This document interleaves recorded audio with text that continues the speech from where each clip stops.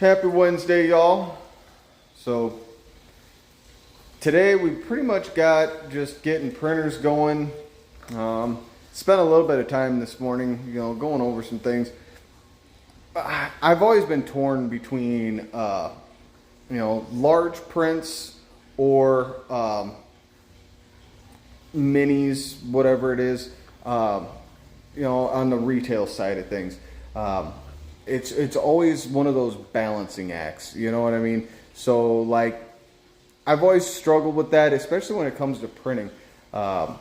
It's difficult because, like I said, I love our Gigantics, but also, all of our minis.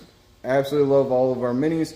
It's a constant balancing act because you got just so much square footage, right? In any retail space. So, as a business owner, especially as a 3D retail store owner, that is one of the hardest things to do, especially when it comes to, you doing toys. And that's 98% of what we do outside of our dioramas and things like that.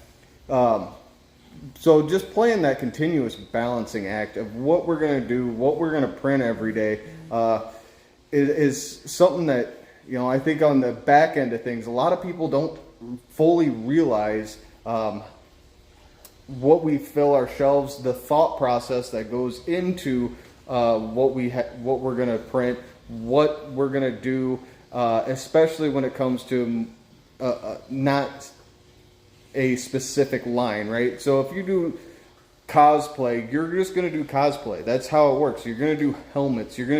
But we do fidgets. We do all sorts of things. So that's the struggle sometimes in a 3D retail space.